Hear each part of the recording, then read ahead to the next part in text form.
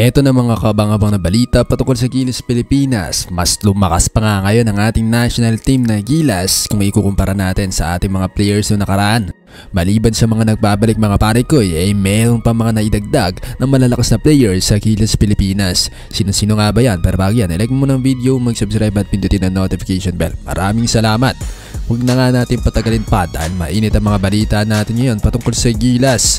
Simula na nga ng pag-iensayo ng Gilas Pilipinas para sa paparating na FIBA pare ko bilang paghahanda dahil makakalaban na natin ang team ng Guam. Mahaba nga ngayon ang ensayo ng Gilas Pilipinas, hindi kagaya ng mga nakaraang ensayo nila ng 2 linggo lamang. Ngayon ay mas mahaba at eto na nga mga nauna na sa pag-iensayo. Eto na, Justin Brownlee mga pare ko kasado na, nag-iensayo na kasama ang Gilas Pilipinas bilang paghahanda sa paparating na FIBA. At maliban dyan, ito ang kabang-abang dahil kay Soto nakita na rin na kasama na ng Gilas Pilipinas na nag-iensayo mga pare ko. Bagamat hindi pa man ganong katindi ang mga ensayo ni Kai Soto, maganda. Muli na, nakasama ni Kai Soto ang kanyang mga kasama at eto pang mas malapit mga pare ko dahil mas pinalakas pa nga ang Gilas Pilipinas sa karagdagan ng mga halimaw na players na napakatatangkad kagaya nila Ange Kwame at eto pa talagang kaabang-abang ang pinakahihintay dahil Quentin Villar Brown ng Universidad ng Pilipinas maglalaro na nga sa Gilas Pilipinas bilang local player at kasama na siya ngayon sa training camp ng Gilas Pilipinas na nag-ensayo pare ko. At wag ka dyan dahil nadagdagan din ng isa pang player ang Gilas Pilipinas pool na si Juan Gomez de Leano, isang gwardiya mga pare ko. Talagang solid na ngayon ang lineup ng Gilas Pilipinas. Kai Soto malapit na magbalik sa ating national team.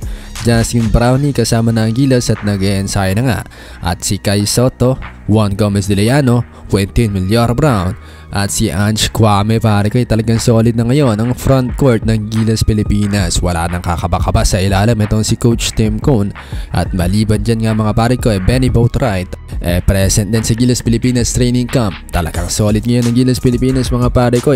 Anong masasabi mo ngayon sa pool ng Gilas Pilipinas na talagang solid ang mga players? Pero kung ikaw ang tatanungin, sino ang 12 player na pipiliin mo para maging final 12-man lineup ng Gilas Pilipinas pare ko? Sino-sino ang first 5 mo? I-comment mo lang dyan sa ibaba nang malaman ko kung sino-sino mga players nyo ang napupusuan nyo para maglaro sa paparating na FIBA.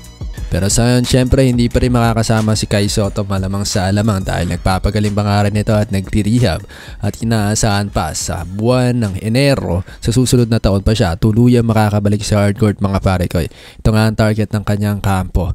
Pero ngayon focus muna tayo sa paparating na bakbakang Gilas Pilipinas versus Guam. Muli, hintayin ko yung final 12-man lineup niya. I-comment nyo lang dyan sa ibaba. Maraming salamat. Lahat ng comments nyo ibabasahin natin. Hanggang dito na lang. Like and subscribe. Maraming salamat.